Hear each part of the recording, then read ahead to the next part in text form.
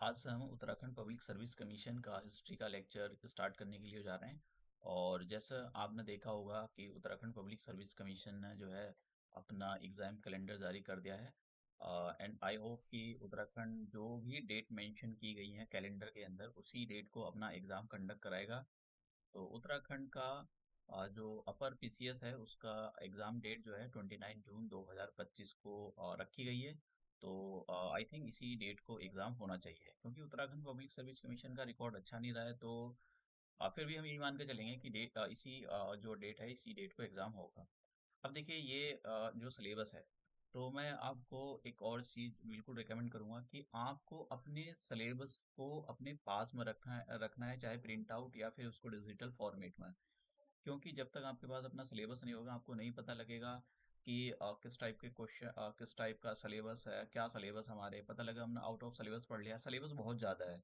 इसलिए सिलेबस को अपने पास में रखना है आपको। ये यहाँ पर फॉर्मेट दे रखा है, 150 क्वेश्चन होते हैं, 150 मार्क्स का, और 2 घंटे का आपको जो है टाइम दिया जाता है। और सबसे पहले जो मैं आपको एक और चीज़ बताना चाहता हूँ कि जो सिलेबस है इन्होंने यूनिट में डिज़ाइन किया हुआ है। ठीक है, तो यूनिट जैसा एक यूनिट में इन्होंने पॉलिटी रखी है, एक यूनिट में हिस्ट्री रखी है, दूसरे यूनिट में इन्होंने ज्योग्राफी रखी है। इस टाइप की यूनिट में इन्होंने 6 यूनिट में जो सिलेबस को डिजाइन किया है, और फिर उसके बाद में सिलेबस जो है उन्होंने हेडिंग में डिवाइड कर दिया। जैसे हिस्ट्री का सिलेबस है, हिस्ट्री का सिलेबस अगर आप देखो तो यहाँ पर Indian history, culture and national movement, तो यहाँ पर जैसे प्री हिस्टोरिक मूवमेंट, तो इन्होंने मॉडर्न हिस्ट्री, मेडिवल हिस्ट्री, इस टाइप की जो हिस्ट्री, ऐसा कुछ भी नहीं दिया है। तो लेकिन इन्होंने जो भी सिलेबस दिया है आपको उसको अच्छे से पढ़ कर जाना चाहिए। तो अब देखिए हम जो स्टार्ट करेंगे वो सबसे पहले स्टार्ट करेंगे वो यूरोपियन के आने से पहले स्टार्ट करेंगे। जब यूरो आने से पहले नहीं, जब यूरोपियन आए इंडिया के अंदर तब से हम स्टार्ट करेंगे। तभी से जो है मॉडर्न हिस्ट्री स्टार्ट होती है। देखो कुछ लेक्चर मैं यहाँ पर जो है पॉलिटी के भी लाऊंगा। तो मैं जब ये पॉलिटी के लेक्चर लाऊंगा तो आपको एक कनेक्शन बिल्डअप करना है। जब यूरोपियन आए, ठीक है, स्पेशली ईस्ट इंडिया कंपनी को लेकर, तो उनका और जो जितने भी हमारे रेगुलेटिंग एक्ट थे उनमें क्या कनेक्शन आया, ठीक है। तो मैं ये सबसे पहले इसलिए ये जो यूरोपियन आए थे इंडिया के अंदर उससे स्टार्ट करूंगा। यहाँ से मॉडर्न हिस्ट्री स्टार्ट हो जाती है सॉरी। लेकिन ऐसा कोई ऐसी कोई लाइन नहीं होती कि हाँ मॉडर्न हिस्ट्री यहाँ से ही होती है। लेकिन बुकों में लिखा हुआ है कि मॉडर्न हिस्ट्री जो है यहाँ से स्टार्ट होती है, तो हम मॉडर्न हिस्ट्री से ही स्टार्ट करेंगे। फिर उसके बाद में हम वाइसरॉस पढ़ेंगे, और फिर नेशनल, इंडियन नेशनल कांग्रेस, और ये सारा सिलेबस हमारा हिस्ट्री का दिया हुआ है। फिर यहाँ पर उत्तराखंड का, तो आप थोड़ा थोड़ा देखो सिलेबस जब भी आप पढ़ रहे हो, मतलब जब भी कोई बुक रीड कर रहे हो, तो उसके अंदर आप उत्तराखंड का कल्चर को इंक्लूड करने की कोशिश किया करो। क्योंकि अगर आप उत्तराखंड के कल्चर को इंक्लूड करने की कोशिश करोगे तो जब आप अपने मेंस का आंसर राइटिंग करोगे तो वहाँ पर आपको बहुत फ़ायदा मिलने वाला है। क्योंकि उनको लगेगा कि इस बंदे को, अगर सपोज करो उत्तर प्रदेश का है या कोई मध्य प्रदेश का उत्तराखंड पब्लिक सर्विस कमीशन का एग्जाम देना चाहता है, तो उसको लगना चाहिए कि इस बंदे को नॉलेज है। समझ रहे हो? तो ये बहुत मैटर करता है। अगर आपने पिछले साल के टॉपरों की ये इंटरव्यू वगैरह देखे हैं, तो आपको ऐसा इन जब भी उत्तराखंड से रिलेटेड कोई क्वेश्चन आता है मेंस के अंदर, तो अपने आप को इन्वॉल्व करना है कि आप उत्तराखंड के बारे में सब कुछ जानते हो। तो उत्तराखंड को इन्वॉल्व करने की कोशिश किया करो, प्री हिस्टोरी हिस्ट्री या मॉडर्न हिस्ट्री किसी के अंदर भी। तो अब जैसे मैंने कहा कि यहाँ पर हम जो है जब यूरोपियन आए तो वहाँ से स्टार्ट करेंगे, मॉडर्न हिस्ट्री से हमारा ये स्टार्ट हो जाता है। तो ये जो मैंने सिलेबस है यहाँ पर लिख दिया है, इतना वाला पोर्शन हम सबसे पहले कंप्लीट करेंगे। तो इसके अंदर इन्होंने लिखा है कि पोर्टुगीज के बारे में पढ़ना है आपको, फ्रेंच के, डच के बारे में पढ़ना है, ब्रिटिश ईस्ट इंडिया कंपनी के बारे में पढ़ना है। और जो ब्रिटिश का एडमिनिस्ट्रेशन था 1758 से लेकर 1857। देखो कुछ मैं यहाँ पर और एक चीज मेंशन कर देता हूँ कि उत्तराखंड पब्लिक सर्विस कमीशन ने कुछ टॉपिक को ना बहुत ही दो दो बार मतलब ओवरलैप कर दिया है। अब ये लेकिन डिफाइन नहीं किया है। देखिए जैसे यहाँ पर इन्होंने लिखा है कि ब्रिटिश एडमिनिस्ट्रेशन 1758 टू 1857। फिर उसके बाद में यहाँ पर एंड अदर रिलेटेड एस्पेक्ट्स, ठीक है, ब्रिटिश एडमिनिस्ट्रेशन, फिर यहाँ पर दे दिया है ब्रिटिश एडमिनिस्ट्रेशन 1758 टू 1857। लेकिन ये क्या कहना चाह रहा है यहाँ पर क्लियरली मेंशन नहीं है। तो अब मुझे नहीं पता कि इन्होंने क्या सोच को, मतलब अपने सिलेबस को, और जब भी अभी इन्होंने पीछे 2024 का एग्जाम हुआ था तो उसके अंदर इन्होंने उसको अपडेट किया था। लेकिन पता नहीं क्या अपडेट किया था इन्होंने। ये सब कुछ ना कुछ सिलेबस ओवरलैप दे रखा है, तो ऐसे सिलेबस को आपको देखकर हैरान नहीं होना कि कुछ टॉपिक बार-बार लिखे हुए हैं, तो उनको बार-बार तैयार एक ही टॉपिक को एक बार तैयार करना है, बार-बार करने की ज़रूरत नहीं है। ठीक है, तो आप अपने सिलेबस से ज़रूर अपने सिलेबस को देखते रहें। तो सबसे पहले हम अपना ये और हाँ, मैं यहाँ पर 2-3 चीज़ें और मेंशन कर दूँ। पिछले साल के क्वेश्चन मैं आपको सारे पिछले साल के क्वेश्चन कराऊँगा कि किस टाइप के जो उत्तराखंड पब्लिक सर्विस कमीशन के अंदर क्वेश्चन पूछे जा रहे हैं। और दूसरा, लोअर पीसीएस का एग्ज़ाम भी होने वाला है उत्तराखंड का 11 मई को। तो आप अगर उसके लिए भी तैयारी कर रहे हो तो इन लेक्चर का फ़ायदा आप उठा सकते हो। उनमें वहाँ से क्वेश्चन मतलब आपको काफ़ी फ़ायदा मिल जाएगा। ये पिछले साल के क्वेश्चन है जो यहाँ से कुछ क्वेश्चन मैंने यहाँ पर प्रैक्टिस क्वेश्चन के लिए इंक्लूड किए हुए हैं। ये पिछले साल पूछा गया था क्वेश्चन, और ये भी पूछा गया पिछले साल। ये 2016 में क्वेश्चन पूछा गया है, और ये भी 2016 के अंदर 2016 के अंदर क्वेश्चन पूछा गया था। और ये हम 2 क्वेश्चन जो है हम 3 क्वेश्चन हम एज़ ए प्रैक्टिस करने वाले हैं। तो सर हम अपना ये जो है लेक्चर स्टार्ट कर देते हैं। लेक्चर की जो स्टार्टिंग है, सबसे पहले हम करेंगे स्टार्ट पोर्तुगीज़ से, क्योंकि पोर्तुगीज़ सबसे पहले आए थे। तो थोड़ा-सा मैं आपको बैकग्राउंड दे देता हूँ कि बैकग्राउंड क्या था ये यूरोपियन। देखो, पढ़ने के लिए आप ये वर्ल्ड हिस्ट्री में कितना भी पढ़ सकते हो, लेकिन इतना सिलेबस अलग हटने की ज़रूरत है नहीं। थोड़ा-सा समझ लो जिससे कि हमारा प्री का काम हो जाए। इतना देखो सिलेबस बहुत है। अगर मैंने यहाँ पर मैंने केवल हिस्ट्री हिस्ट्री का सिलेबस आपको दिखाया, तो बहुत सारा सिलेबस है। तो अगर आप मैप में देखो, तो मैं आपको ये जो मैप आपको दिखाई दे रहा है, ये ये तो ये वाला जो मैप है यहाँ पर, इस वाला ये जो पोर्शन है, ये हमारा स्पेन आ जाता है, और यहाँ पर कहीं पोर्टुगीज आ जाते हैं। पोर्टुगल पोर्टुगल कंट्री है। ये पूरा का पूरा यूरोप की कैटेगरी में आता है। ये यहाँ पर ये जो है नीचे अफ्रीका है। तो अब देखिए, इन ये यहाँ पर आप इस मैप के अंदर देख सकते हो, this is the Portugal, and जिसको पोर्टुगीज हम बोलेंगे, एंड द स्पेन।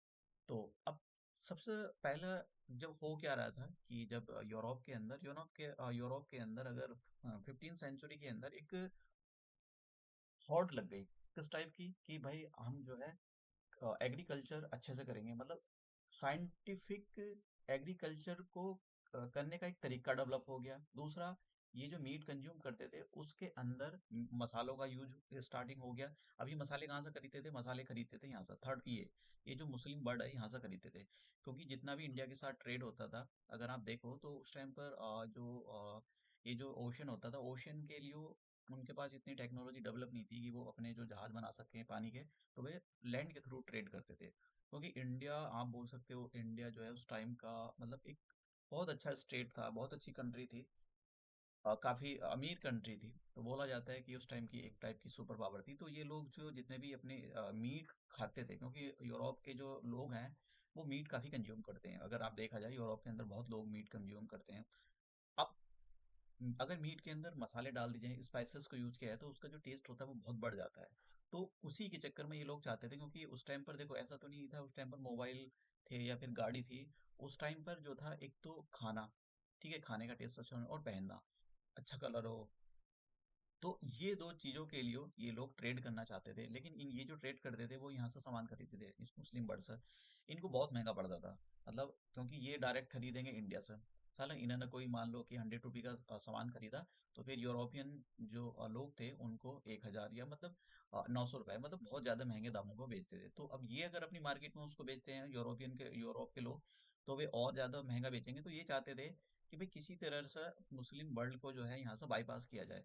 हम सीधा कोई ऐसा कोई ओशियन रूट देखें कि जिससे हम डायरेक्ट कनेक्ट हो सकें इंडिया से। तो उसके लिए वो जो है, यहाँ जो पहले जितना भी सिस्टम था वो वहाँ पर किंग सिस्टम चलता था, मतलब वहाँ पर राजा होते थे, ऐसा डेमोक्रेसी वगैरह कुछ है नहीं थी। और इंडिया के अंदर आपने अगर अगर मेडिवल हिस्ट्री को अच्छे से पढ़ा है, एंशिएंट हिस्ट्री को अच्छे से पढ़ा है, तो इंडिया के अंदर डेमोक्रेसी पहले से रही है।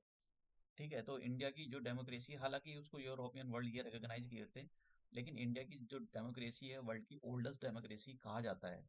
लेकिन वही है कि जो आज का जो सिस्टम चल रहा है वो वेस्टर्न डोमिनेटेड सिस्टम है, तो वो हर एक चीज़ को अपने आप से लिंक करते हैं कि देखो हम सबसे अच्छे हैं। तो इन लोगों में एक हौड़ लगी हुई थी कि हम दूर दराज के जो एरिया हैं उनको नेविगेट करें। अब नेविगेट करने के लिए क्या है, आपको चाहिए एक अच्छी शिप बिल्डिंग। तो इन्होंने जो है अच्छे अच्छे जहाज बनाए पानी के।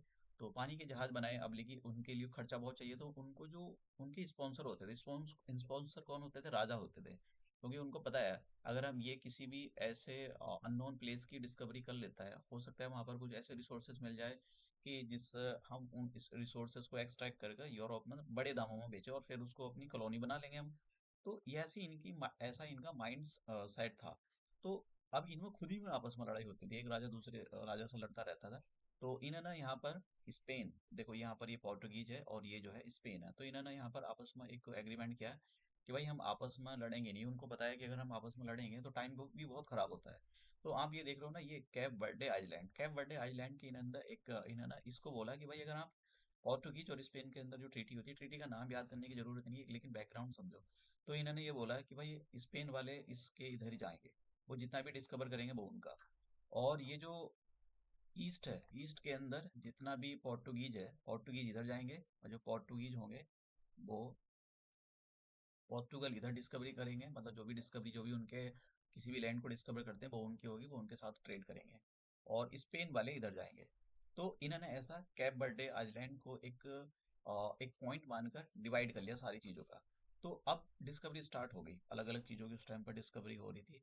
तो सबसे पहले जो पोर्टुगल थे, पोर्टुगल्स ने काफ़ी मेहनत करी और अपनी नेवी सिस्टम को बढ़ाने के लिए, क्योंकि नेवी के बिना तो आप बाईपास नहीं कर सकते हो, लैंड से आना पड़ेगा, और लैंड से जब आप सामान खरीदोगे, क्योंकि ये पूरा का पूरा मुस्लिम वर्ल्ड डोमिनेटेड रीजन है, आप कैसे बाईपास करोगे आप। उस टाइम पर इतनी सारी चीजें होती नहीं थी कि अननोन प्लेसेस होते थे, पता भी नहीं होता था। ओशियन में भी जाना बहुत मुश्किल होता था।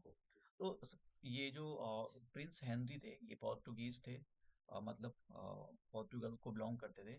तो इनको बहुत ज़्यादा क्यूरियोसिटी थी कि भाई किसी ना किसी तरह से ये जो मुस्लिम वर्ल्ड है इसको जो बाईपास किया जाए, इसको इसको बाईपास किया जाए और डायरेक्ट कनेक्शन बनाया जाए यहाँ से ईस्ट के साथ में। क्योंकि इनको पता था यहाँ पर जो डायरेक्ट अगर हम खरीदेंगे तो उसको महंगे दामों में यहाँ पर बेचेंगे और फिर पोर्टुगल अमीर हो जाएगा।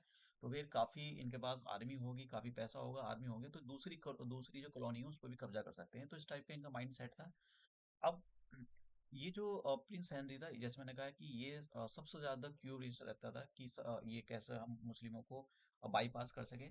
और इसीलिए इसका नाम नेविगेटर रखा गया था। नेविगेटर का मतलब होता है कि जो नेविगेशन करने वाला हो, पानी के अंदर दूर दूर तक नेविगेट करके जाता हो। हालांकि इनकी डेथ पहले ही हो गई थी। हाँ, एक सीक्वेंस जरूर याद रखना कि यूरोपियन में से सबसे पहले पोर्टुगीज आए and then Dutch, English, Danes. Danes का मतलब हो गया यहाँ पर डेनमार्क वाले लोग, और देन फ्रेंच। फ्रेंच सबसे लास्ट में आए थे। अभी हम सारी चीज़ें देखेंगे यहाँ पर। और सबसे लास्ट में आने वाले जो लोग थे वो वो थे, फ्रेंच थे सबसे आने। और इंडिया के अंदर सबसे पहले जो लोग आए थे दैट इज द पोर्टुगीज। अब बार्थोलुम्यू, इसका नाम डियाज, देखो ये जरूरी नहीं है, ये भी इम्पोर्टेंट नहीं है, मैं आपको बता दूँ, लेकिन मैं चाह रहा हूँ कि आपको एक डॉट कनेक्ट हो, कि आप हिस्ट्री को जो है कनेक्ट कर पाओ। फिर बार्थोलुम्यू, ये कौन थे? देखो ये भी वही थे, नेविगेटर थे। नेविगेटर का मतलब इनको पैसे दिए गए थे, सारे रिसोर्सेज दिए गए थे, क्योंकि जो स्पॉन्सर होते थे वो यही चाहते थे। स्पॉन्सर जनरली राजा राजा होते थे, राजा रानी, क्योंकि उनके पास ही सबसे ज़्यादा पैसा हो जाता, किंग सिस्टम चलता था, वही सबसे ज़्यादा डोमिनेट करते थे किसी भी टेरिटरी पर, उन्हीं के पास होता था। और उनको बहुत प्रॉफिट होता था, क्योंकि अगर वो किसी को भी जो साइंटिस्ट हैं या किसी को भी स्पॉन्सर करते थे, तो वो कोई ऐसी डिस्कवरी कर दे तो फिर उसका यूज़ करके वो एप्लीकेशन उसकी जो भी उसने बनाई, दूर तक के जो रीजन है उसको डिस्कवर किया जाए, फिर उन रीजन पर अपना अधिकार जमाया जाए। तो ऐसी जो बार्थोलोम्यू डियाज थे, इन्होंने भी सेलिंग की। सेलिंग का मतलब दूर तक आए। तो देखो आप देख सकते हो, ये थे यहाँ पोर्टुगल। तो ये अगर आप इसमें देख पा रहे हो, ये दूसरा मैप दिखाता हूँ मैं आपको, हाँ यहाँ। तो ये ऑरेंज कलर की जो लाइन लाइन आपको दिखाई दे रही है, ये किसके द्वारा? डियाज के द्वारा इसको फॉलो किया गया था। तो डियाज यहाँ पर किनारे किनारे, मतलब कोस्टल किनारे से होता हुआ यहाँ तक आ गया अफ्रीका। तो यहाँ पर Cape Verde island, sorry Cape Cape of Good Hope, यहाँ पर एक छोटा सा इनका टापू है। तो इसने यहाँ तक की डिस्कवरी करी, इवन ये यहाँ तक भी चला गया था। लेकिन जैसे कि मैंने कहा कि जो साइंस इतनी डेवलप हुई नहीं थी, तो इनको हर किसी को डर रहता था आगे बढ़ने के लिए कि आगे क्या होगा।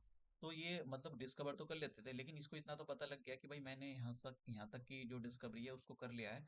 और इनको इतना तो भरोसा होता था कि जो भी कुछ है वो इधर ही है, मतलब ठीक है, जो भी इंडिया से ट्रेड होता है वो है इधर ही।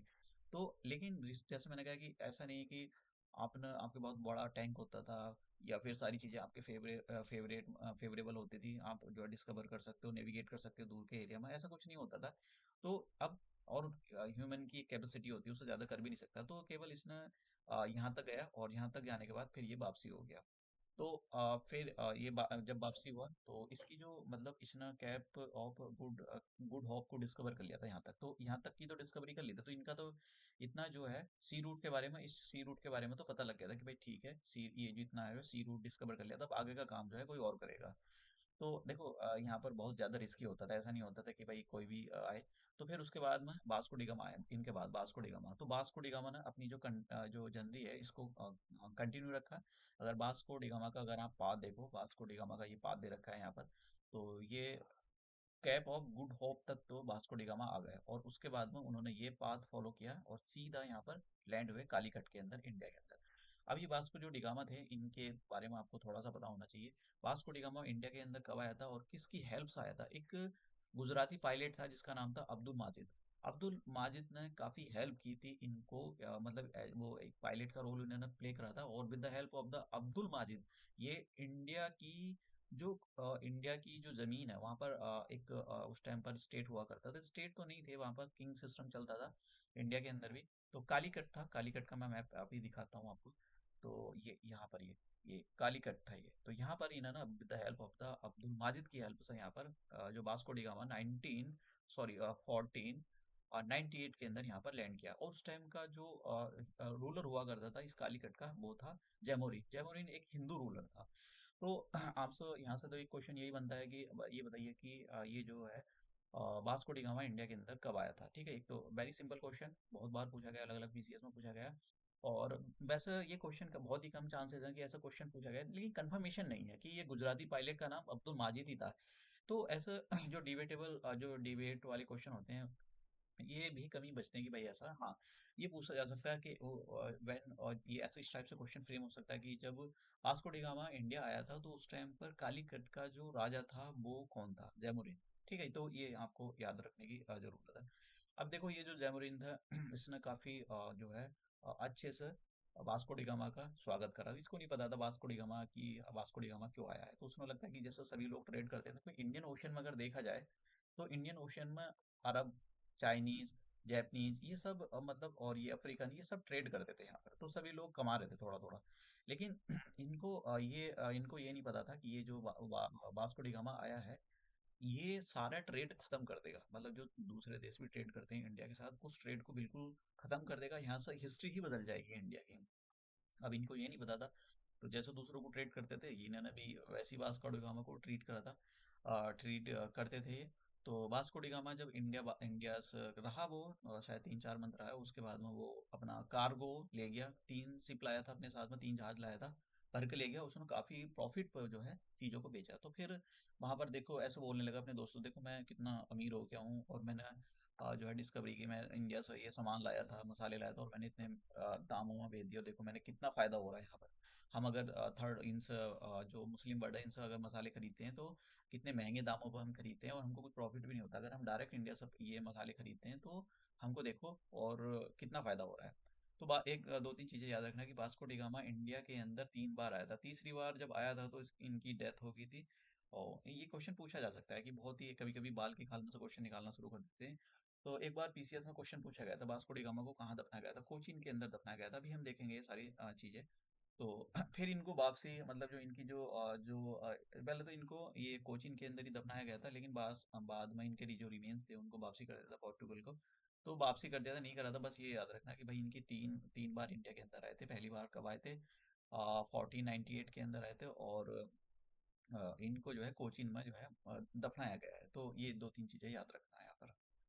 तो ये बात को निगामा को यहाँ पर रूट दे रखा है, मैंने कोशिश की है कि आपको सही से सारी चीज़ें अच्छे से एक्सप्लेन की जाए। तो आपसे एक क्वेश्चन ये भी बन सकता है कि फर्स्ट जो यूरोपियन थे उनमें से पहले, सबसे पहले कौन आए थे? पोर्टुगीज आए थे, इंग्लिश आए थे, फ्रेंच आए थे, डेन्स आए थे, कौन आए थे? तो आपको इस टाइप के क्वेश्चन, देखो मैं आपको कुछ चीज़ें और बता देता हूँ। जानते हो कुछ बच्चे फेल इसलिए हो जाते हैं, उनका जो कॉम्पिटिटिव एग्जाम में नहीं पास हो पाते, तो उसका एक रीजन ये होता है कि वो पूरी तरह से जो भी उनको पढ़ा रहा होता है पूरी तरह से उनके दिमाग पर निर्भर हो जाते हैं, अपना दिमाग ही नहीं लगाते। देखो जब तक आप अपना दिमाग नहीं लगाओगे, मैं मतलब काफ़ी टाइम से टीचिंग कर रहा हूँ, हमेशा बोलता हूँ, देखो आपको अगर आपको इतने कंफर्टेबल लेवल में चले गए ना, अब तो इसका अपना दिमाग ही नहीं लगे तो मतलब बहुत मुश्किल है, आप अपना दिमाग लगाकर फिर आगे, क्योंकि क्वेश्चन जरूरी नहीं कि वो कोई याद का ही क्वेश्चन आए, और जो टीचर आपको पढ़ा रहा है वो अपना दिमाग लगा रहा है वहां पर। आपको भी अपने दिमाग के लॉजिक लगाने सीखने चाहिए, क्योंकि बहुत सारे क्वेश्चन आप अपने दिमाग के लॉजिक लगा कर ही सॉल्व कर सकते हो। तो बच्चे जो पूरी तरह से टीचर पर निर्भर हो जाते हैं ना कि बस इससे बियॉन्ड ही नहीं जाना, ठीक है उससे बियॉन्ड नहीं जाना है, लेकिन आपको अपना भी जो लॉजिक है, जो दिमाग है, उसको अप्लाई करना चाहिए।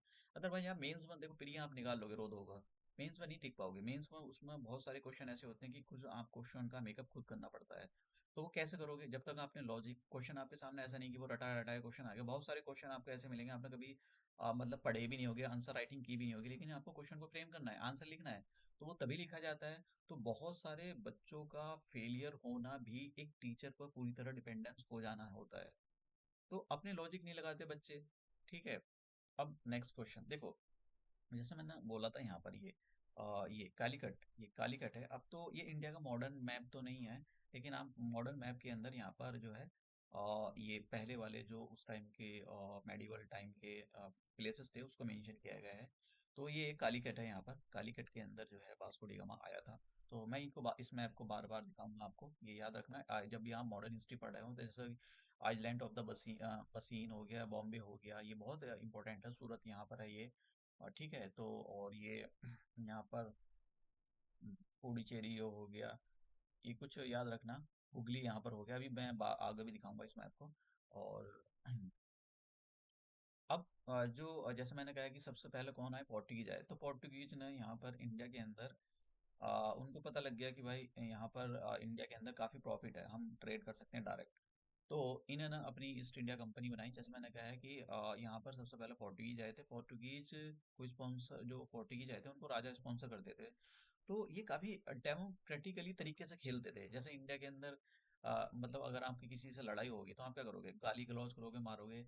लेकिन ये जो लोग थे बड़े डेमोक्रेटिकली तरीके से खेलते थे, इनको अपने लोगों को जवाब भी देना होता था। तो पहले एक लॉ बनाएंगे, लॉ के अंदर उसको पावर, कोई भी कंपनी बनाएंगे फिर उसको पावर देंगे। तो पहले जो भी कुछ काम होता है पूरा डेमोक्रेटिकली तरीके से काम करते थे ये। तो इन्होंने जो पोर्टुगीज ईस्ट इंडिया कंपनी बनाई। और सबसे पहले जो इनके गवर्नर थे फ्रांसिस्को डी अल्मेडा, नाम बड़ा अजीब सा होता है फ्रांस के लोगों का, अगर आपने देखा हो।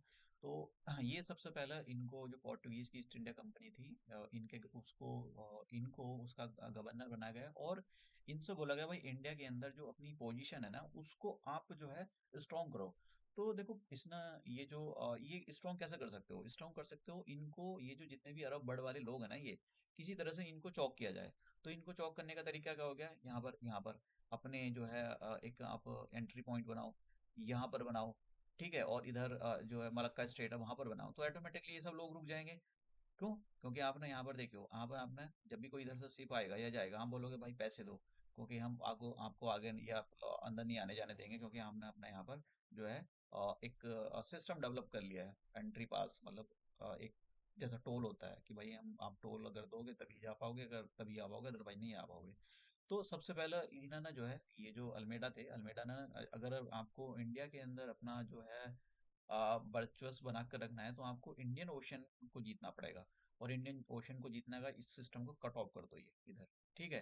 तो यहाँ पर पूरी तरह से आया नहीं, देखता हूँ पिछले वाले मैप में आएगा, हाँ यहाँ पर कहीं ये अ, इधर नहीं दे रखा है, हाँ यहाँ पर हाँ यहाँ पर ये मलक्का स्टेट है, तो इसको चौक कर दो, तो तभी आप जो इंडियन ओशन को जीत सकते हो।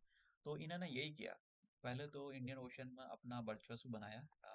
ये जो फ्रांसिस्को डी अल्मेडा थे, इनको काम ये दिया गया था भाई इंडिया के अंदर अपनी जो पोजीशन उसको करो। पता लगा दूसरे यूरोपियन कंट्री आ गया और फिर वहां पर आकर कब्जा कर लें, तो इससे पहले है कि आप जो है पूरा सिस्टम अच्छे से वो बना दो। अब इन्होंने जो है यही किया, और इन्होंने जो इंडियन ओशन को अपनी पोजीशन अच्छी करने के लिए इसलिए जो भी पॉलिसी बनाई थी, इसी पॉलिसी के आधार पर इनको बोला जाता है कि इन्होंने जो पॉलिसी फॉलो की थी, ब्लू वाटर पॉलिसी। ब्लू का मतलब होता है रिलेटेड टू द वाटर, कि पानी में, इंडियन ओशियन में जो है अपनी जो पकड़ है उसको मजबूत किया जाए। फिर उसके बाद में दूसरे जो गवर्नर थे वो अल्फोंसो डी अल्बरक्यूबरक्यू थे।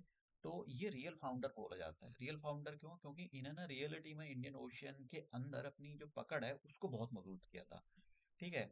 तो ये जो अल्मेडा थे वो इतना नहीं कर पाए थे। अल्मेडा ज्यादातर लड़ाई बड़ाई झगड़ों में रहे थे, तो इन्होंने इतना डीप में डेप में जाने की जरूरत नहीं है।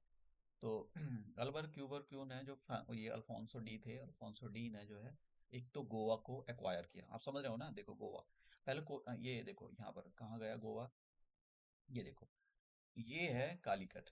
पहली इन्होंने फैक्ट्री यहाँ पर कोचीन के अंदर बनाई और फिर इन्होंने गोवा को एक्वायर कर लिया। आप समझ रहे हो ना गोवा। तो गोवा को जब एक्वायर किया, ये आपको पता होना चाहिए, बहुत इंपॉर्टेंट डेट है ये गोवा को। सुल्तान ऑफ द बीजापुर, तो ये पूरा जो पोर्शन था ये इतना वाला जो पोर्शन होता था ये सुल्तान ऑफ बीजापुर होता था, ये ना कुछ ऐसा इतना वाला पोर्शन। तो इन्होंने सुल्तान ऑफ जो बीजापुर का जो सुल्तान था उस गोवा को एक्वायर कर लिया। ठीक है। कब किया था? 1510 में किया था। ठीक है, ये डेट बहुत इंपॉर्टेंट है, इस वही क्वेश्चन पूछा गया है। और इनकी एक खास बात ये थी कि इन्होंने जितना भी रीजन इनके अंडर आता था, ठीक है, उन्होंने उस रीजन से इन्होंने सती जो प्रैक्टिस होती थी उसको खत्म कर दिया था। देखो यूरोपियन कुछ कुछ चीजों को लेकर ठीक भी थे, कुछ कुछ चीजों को लेकर गलत भी थे। जैसे कि ये देखो abolition of the Sati practice, तो इन्होंने इसको खत्म किया, ये भी अच्छी बात है। लेकिन अब ये इंडिया के सेंटिमेंट से जुड़ा हुआ था। बताओ, इंडियन लोगों के, इंडिया के जो लोग चाहते थे कि ये ऐसे यूरोपियन आकर अपनी पॉलिसी हम पर थोप रहे हैं, अपना कस्टम, अपने त्योहार, अपनी जो क्रिश्चियनिटी का उनका जो पूरा सिस्टम है वो हम पर थोप रहे हैं। अब ये तो सती की प्रैक्टिस करना इंडिया का कल्चर था, ऐसे इंडिया के लोग मानते थे। लेकिन अब किसी भी औरत को, सती का मतलब ये होता था किसी भी औरत का अगर हस्बैंड मर जाए तो उस औरत को उसकी चिता में जिंदा जला दिया जाता था, that is the Sati practice. लेकिन ये किसी भी एंगल से ठीक नहीं है, किसी भी इंसान को जिंदा जला देना मुझे लगता है कि ये ह्यूमैनिटी के मतलब खिलाफ है। तो लेकिन इंडिया जो है, इंडिया के जो लोग थे इसको अच्छा मानते थे, तो ये गलत है कहीं ना कहीं। तो अब तो हालांकि बैन कर दी गई है। तो ये बात याद रखना कि जो अल्फोंसो डी अल्बर क्यूबेक थे, इन्होंने अपने जितना भी रीजन इनके अंदर रहता था उन्होंने उस रीजन से सती प्रैक्टिस जो थी उसको खत्म कर दिया था। फिर उसके बाद में नीनो डा डरकुना, तो इनके नाम बड़े अजीब से होते हैं, बार बार करना पड़ेगा। देखो ज्यादा मुश्किल क्वेश्चन नहीं आते, लेकिन वही है कि नाम ही याद नहीं है आपको तो फिर कैसे याद रहेगा ये सारा सिस्टम। तो इन्होंने देखो, इन्होंने सबसे पहला काम किया, जो इनकी कैपिटल थी, फर्स्ट कैपिटल कोचीन, कोचीन से इन्होंने, क्योंकि देखो 1510 में जो है गोवा सुल्तान ऑफ द बीजापुर से ले लिया गया था। फिर इन्होंने ये जो गोवा था, गोवा को ही अपना जो है एक कैपिटल बना दिया। पहले कोचीन इनकी कैपिटल थी। अगर मैं यहाँ पर फिर से इसका मैप दिखाऊं आपको, तो ये कोचीन है। यहाँ इनकी कैपिटल थी पोर्टुगीज की पहली। फिर उसके बाद में यहाँ पर 1530 के अंदर जो है नीनो नीनो दा डकुना ने जो है अपनी कैपिटल यहाँ पर गोवा में शिफ्ट कर दी। तो ये बहुत इंपॉर्टेंट है कि आप इसको, इसके बारे में आपको पता होना चाहिए।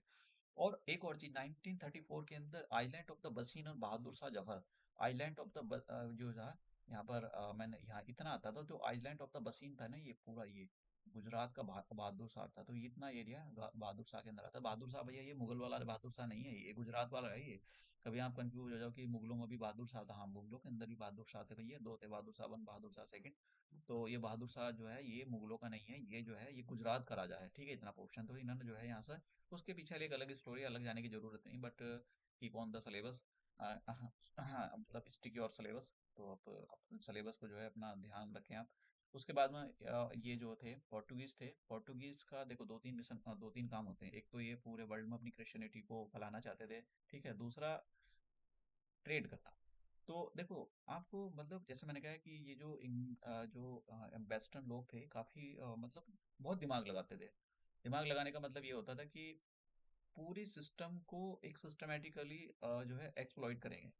जैसे कि अगर आपको पूरे वर्ल्ड को कब्जा करना है तो क्या करोगे? मार काट करोगे। मार काट से काम नहीं चलता है, आप पूरे सिस्टम को ऐसा बना दो कि वो हजारों सालों तक उसी चीज को फॉलो करे। तो बनाने का तरीका, आप सारे सिस्टम को क्रिश्चियनिटी में बन कन्वर्ट कर दो, तो फिर तो ऑटोमेटिकली लोग क्रिश्चियनिटी को फॉलो करेंगे। तो सिंपल सी बात है, वो वेस्टर्न लोग बन जाएंगे। तो यही करते थे। तो जब पोर्टुगीज इंडिया के अंदर है तो उनका प्रॉफिट मेकिंग वाला सिस्टम तो है ही था, लेकिन साथ साथ में वो जो क्रिश्चियनिटी को फैलाना चाहते थे। तो क्रिश्चियनिटी को फैलाने के लिए इन्होंने जो है देखो उस टाइम जो, क्योंकि जब ये आए थे पोर्टुगीज जब इंडिया के अंदर आए थे तो उस टाइम पर मुगल डोमिनेट करते थे पूरे सिस्टम को। तो मुगलों का राज था इंडिया के अंदर। तो जब ये पोर्टुगीज आए तो उस टाइम अकबर थे, तो अकबर ने बोला पोर्टुगीज से कि भाई एक काम करो, दो अच्छे से जो है प्रीस्ट है हमारे जो है कोर्ट में भेजो, और हम उनसे कुछ सीखना चाहते हैं। क्योंकि अकबर जो था बहुत ही इंटेलिजेंट पर्सन था, और वो काफी जो धर्म थे, अलग अलग टाइप के धर्म थे, उनके लिए सभी के लिए टॉलरेट था। मतलब किसी को भी हरास नहीं करता था। तो जो क्रिश्चियन थे, जो क्रिश्चियन मिशनरीज भेजे गए पहली बार, तो ये याद रखना कि पहला जो मिशन भेजा गया था गोवा से, गोवा से जो अकबर का कोर्ट था उसके अंदर पहला क्रिश्चियन मिशन जो भेजा गया था उसके दो जो प्रिस्ट थे वो एक एक्वाविवा और दूसरा एंटोनियो मोनस्ट्रेट। तो ये इनके नाम जैसे मैंने कहा बहुत अजीब से होते हैं। आपसे सिंपल सा क्वेश्चन पूछा गया था कि अकबर दो फेमस जो फादर्स थे, जेसूट फादर, उनको अकबर के कोर्ट में फर्स्ट टाइम भेजा गया था, उनके नाम बताइए। Rudolf Acquaviva and the Antonio ऑनस्ट्रेट। तो ये बात आपको याद रखना।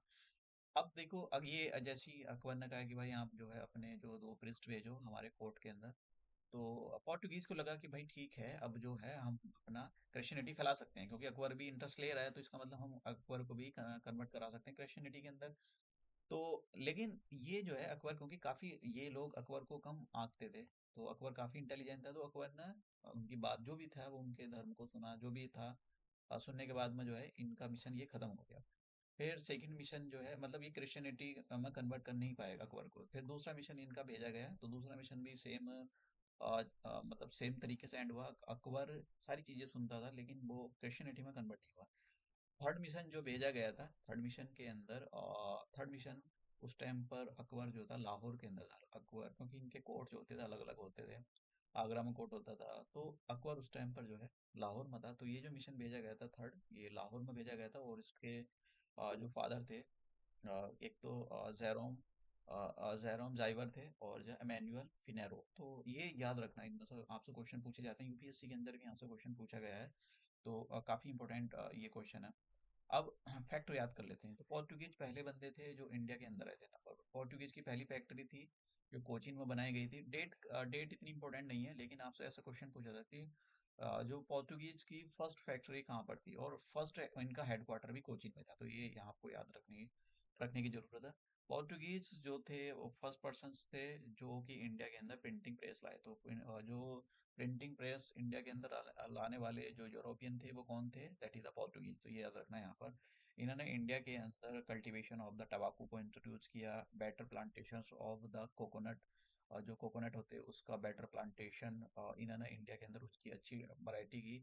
और भी बहुत सारी चीज़ें ये इंडिया के अंदर दो तीन चीज़ें लाए थे। और हाँ, एक शायद कैश्यू नट, नहीं मुझे अच्छे से याद नहीं है। टबाकू तो टबाकू के लिए ज़्यादा तो फेमस है ये, और better plantation of the coconut. तो दो चीज़ के लिए वो काफ़ी इनको इनको मतलब याद रखना आपको ये सारी चीज़। दूसरी बात, दूसरे जो हमारे जो ब्रिटिश, सॉरी, दूसरे जो वेस्टर्न कंट्री थी वो आई थी, that is the Dutch. Dutch आए, तो पोर्टुगीज के बाद कौन आए? डच आए। इनके बारे में इतना पढ़ने की जरूरत नहीं है। कभी आप सोच रहे हो इन्होंने पहली फैक्ट्री अगर याद कर सकते हो ठीक है, वेल एंड गुड। अगर पूछा नहीं जाता है आंध्र प्रदेश में, क्रोनोलॉजिकली आपको अरेंज करने के लिए पूछा जा सकता है, यही क्वेश्चन इंपॉर्टेंट बनता है। अब आते हैं ब्रिटिशर के बारे में आपको ज़्यादा पढ़ना पड़ेगा। तो मैं जब दूसरा लेक्चर लूंगा तो आपको देखो ब्रिटिशर मेन क्या है, ब्रिटिशर है यहाँ पर, क्योंकि ब्रिटिशर ने ही 200 साल तक राज किया, तो ब्रिटिशर के बारे में ही आपको ज़्यादा पढ़ना पड़ेगा। तो ब्रिटिशर मैं ज़्यादा, देखो बहुत सारी चीज़ें तो पता होती हैं, मैं ज़्यादा यहाँ पर अब डिटेल में जाने की कोशिश नहीं करूँगा। तो 31 दिसंबर 1600 को क्वीन एलिजाबेथ ने जो है उस टाइम की उन्होंने एक चार्टर साइन किया, और उस चार्टर में लिखा हुआ था कि ये जो कंपनी है जिसका नाम था governor in the company of the merchant of the London, इसको हम एक राइट देते हैं कि ये जो है ईस्ट में ट्रेड करेगी। जैसे मैंने कहा क्या बर्थडे आइलैंड के बारे में, ईस्ट, इसको ईस्ट बोला जाता है। और इसको हम 15 साल की जो है मोनोपोली देते हैं। 15 साल का मोनोपोली का मतलब ये होगा कि 15 साल तक कोई भी इंडिया के अंदर इस कंपनी के सिवाय ट्रेड नहीं करेगा। पूरी तरह से यही होगा। अगर किसी को ट्रेड करना है तो वो भैया आपको जो कंपनी के थ्रू ही कर सकते हो, आप डायरेक्ट जाकर ट्रेड नहीं कर सकते हो। अगर करोगे तो उनके पास, राजा के पास सोल्जर होते थे, मरवा देंगे। और जब ये ईस्ट इंडिया कंपनी बनी तो उस टाइम पर जो मुगल थे वो थे अकबर। अकबर आपसे पूछा जा सकता है at the time of the formation of the East India company who was the Mughal emperor. ठीक है, तो आपको इस टाइप का क्वेश्चन पूछा जा सकता है कि भैया मुगल लोग के जो ईस्ट इंडिया कंपनी बनी थी उस टाइम पर, काफ़ी अच्छा क्वेश्चन है, बन सकता है, यहाँ से पूछा भी गया है। मुगल एम्परर कौन था? तो उस टाइम पर था अकबर। और मैं ना जैसे कहा कि डिटेल में मैं नहीं गया। फिर देखो ये अब इंडिया के अंदर ये आते हैं जो इंग्लिश। तो इंग्लिश जब आए तो 1618 में captain Hawking the first person who landed on the soil of the India. English person, ठीक है, इंग्लिश पर्सन नहीं बोलेंगे, the belong to the England. England का पहला पर्सन जो शिप के थ्रू आया था और इंडिया में पहली बार उसने अपने कदम रखे थे, that is the captain Hawking. ये 1608 में सूरत में आया था भैया। मैं आपको यहाँ पर एक बात बताता हूँ, सूरत में आया था ये, ठीक है। और उसके बाद में इसको कोई 7 8 9 मंथ लगे थे, जहांगीर का कोर्ट था उसमें जाने में। तो 1609 में जहांगीर के कोर्ट में गया था। यहाँ पर दो डेट अगर आपने देखी हो तो दो डेट मिलती है आपको 16, लेकिन देखो 1608 एक डेट तो ये है, और 1609 तो दोनों डेट, इस डेट को जो है 16 को उसने सूरत जो है वहां पर अपने पहले कदम रखे थे, और 1609 को जो है जहांगीर के कोर्ट में वो गया था। तो ऐसे बहुत सारे क्वेश्चन फेम होते हैं कि ये जो कैप्टन हॉकिंस जब इंडिया के अंदर आया तो उस टाइम पर मुगलों का जो एम्परर था वो कौन था, that is the Jahangir. Jahangir ऐसा भी पूछा था, जहांगीर के कोर्ट में पहला जो ब्रिटिशर था वो कौन आया था, कैप्टन हॉकिंग। तो ये बहुत सारे ऐसे उधर उधर लेफ्ट राइट क्वेश्चन करके बनाए जाते हैं, ठीक है। अब इन्होंने देखो ये क्या थे, ये बनाना चाहते थे, इंडिया के अंदर ट्रेड करना चाहते थे। इनका जो मेनली पर्पस था शुरू में ट्रेड ही था, लेकिन बाद में फिर ये इन्होंने जो जमीन, उनको पता लग गया कि भाई जमीन भी हथियाने शुरू कर दी, सारी चीजें पता नहीं क्या है, बोलते थे ऐसे ही है कि ये पहले से सोच को तो नहीं आए थे, लेकिन धीरे धीरे इन्होंने यहाँ पर, लेकिन कुछ लोग बोलते हैं कि ये पहले से ही सोच गए थे कि इंडिया को कब्जा करना है। तो इन्होंने जो है देखो ये कब आए थे, ये आए थे 1609 में, ये पता लग गया। उसके बाद में इन्होंने एक अपनी मछलीपट्टनम के अंदर, ईस्टर्न कोस्ट के अंदर, इंडिया का ये जो ईस्टर्न कोस्ट है इधर के अंदर अपनी पहली फैक्ट्री, फर्स्ट टेम्परेरी फैक्ट्री, शब्दों पर ध्यान देना, first temporary factory, factory of the East India Company, वो of the East India Company was established on at the Machilipatnam, ठीक है, on the eastern side of the India. तो ये वाले जो है इस टाइप के क्वेश्चन आप याद रखना, क्योंकि देखो ऐसा पूछा जाता है। टेम्परेरी शब्द और permanent factory, permanent factory of the East India Company was established on the Surat in इन 1613। तो this is the very important date, आपसे पूछा जाएगा 1613 में ये जो है इन्होंने पहली जो है परमानेंट फैक्ट्री स्टैब्लिश की थी सूरत के अंदर, ठीक है। तो permanent and the temporary, these are the two keywords, please remember this. तो अब उसके बाद में ये हो गया। फिर देखिए ये जो कैप्टन हॉकिंग आया था इसका मिशन फेल हो गया, क्योंकि ये ट्रेड करना चाहता था तो इसको कोई ऐसी कोई वो नहीं मिला। फिर उसके बाद में क्या हुआ, देखो उस टाइम पर क्या है ना, पोर्टुगीज जो थे डोमिनेट कर रहे थे। पोर्टुगीज जो है ये जो है ये जो मुगल थे इनके कान भरते रहते थे कि भाई ये इनको मत दो, फिर ये हो जाएगा वो हो जाएगा। तो इसकी वजह से जो कैप्टन हॉकिंग्स को जो है जो ये ट्रेड करना चाहते थे उसकी परमिशन नहीं मिल पाई। फिर उसके बाद में क्या हुआ, जो एक मतलब इनको परमिशन कैसे मिली 16, मतलब इनको ये तो बोल दिया गया था कि भाई ठीक है आप छोटी मोटी फैक्ट्री, फैक्ट्री का मतलब ये नहीं होता, छोटा मोटा फोर्टिफाइज कर लेते थे, चारों तरफ से बाड़ा कर लिया, ठीक है, फेंसिंग कर ली, वो इसी इसी को फैक्ट्री बोलते थे। ऐसा नहीं कि बड़ी बड़ी बिल्डिंग बना दी वहां पर मशीनें लगा दी, ऐसा कुछ नहीं होता था। फैक्ट्री का मतलब होता है टेम्परेरी, मतलब एक चारों तरफ से एक, कि भाई कोई घुस ना पाए, फेंसिंग कर देना, चारों तरफ से बाड़ा कर देना, जैसा कि उत्तराखंड के अंदर आपने देखा होगा लोग बाड़ा कर देते हैं अपने खेत के चारों तरफ की, भाई इधर से उधर से कोई घुस ना सके। तो इस टाइप की फेंसिंग की जाती थी। तो इस टाइप की जो है मछलीपट्टनम के अंदर इनकी फैक्ट्री बन गई। फिर उसके बाद में जो है 19, मतलब ये डेट इंपॉर्टेंट नहीं है, 1619 से याद आता है बार बार। 1612 के अंदर कैप्टन थॉमस ने क्या किया, पोर्टुगीज को पूरी तरह से हटा दिया, कहाँ पर, सूरत के पास में। तो इससे खुश हो गया जहांगीर। तो जहांगीर को पहले ये लगता था कि ये जो पोर्टुगीज है ना ये ज्यादा मजबूत है, मतलब ठीक है ये ज्यादा स्ट्रॉन्ग है, और ये तो ऐसे ही टुच्चे कुच्चे इंसान है। ये ब्रिटिश के जो लोग हैं ये इनके बस का कहाँ है इनको पोर्टुगीज का रहना। लेकिन जब पोर्टुगीज को सूरत के पास में बुरी तरह से हराया, ठीक है, कैप्टन थॉमस बेस्ट नाम भी इनका बेस्ट था। तो इनको लगा यार ठीक है इनको दे देनी चाहिए परमिशन। तो इन्होंने जो है अ, इनको बोल दिया कि ठीक है भाई यहाँ पे एक फैक्ट्री बना लो सूरत के अंदर। तो फिर 1613 के अंदर इनकी जो फर्स्ट परमानेंट फैक्ट्री बनाई गई। आप देख रहे हो कैसे ये अपना जो ब्रिटिशर थे कैसे अपना एस्टेब्लिशमेंट यहाँ पर कर रहे हैं इंडिया के अंदर धीरे धीरे। फिर उसके बाद में 1615 के अंदर फिर से एक मिशन भेजा गया, और इस मिशन, ये जो मतलब मिशन भेजा गया था सर थॉमस रॉय। तो ऐसे क्वेश्चन पूछा जाएगा, सर थॉमस रॉय इंडिया के अंदर कब आए थे, तो 1615 के अंदर इंडिया के अंदर आए थे। और ये एम्बेसडर थे जेम्स वन, जो उस टाइम के किंग थे वहाँ के इंग्लैंड के उस टाइम के, वो ये थे जेम्स वन के एम्बेसडर थे। अब ये भी यही चाहते थे कि भाई जो है हमको यहाँ पर ट्रेड जो है करने के लिए दी जाए। तो इनको दे दिया गया था आगरा के अंदर और काफ़ी चीज़ों के अंदर इनको ट्रेड करने के लिए और दे दिया गया था, ठीक है। तो ये हमारी ईस्ट इंडिया कंपनी के बारे में हुआ। अब थोड़ा थोड़ा देखते हैं कि मद्रास, थोड़ा अब देखो मतलब जहाँ से क्वेश्चन पूछे जाते हैं मद्रास के बारे में। मैं आपको मैप आएगा तो मैप में दिखाऊंगा आपको। हाँ ये देखो ये जो है यहाँ पर ये मद्रास है, शायद कोई दूसरा मैप मैं आपको दिखाने की कोशिश करता हूँ, याद रखना ये उसी मैप में दिखाता हूँ। तो हाँ, ये जो देख रहे हो ना यहाँ पर, ये मद्रास है ये, ठीक है, इंडिया का ये वाला, यहाँ पर, यहाँ ठीक है।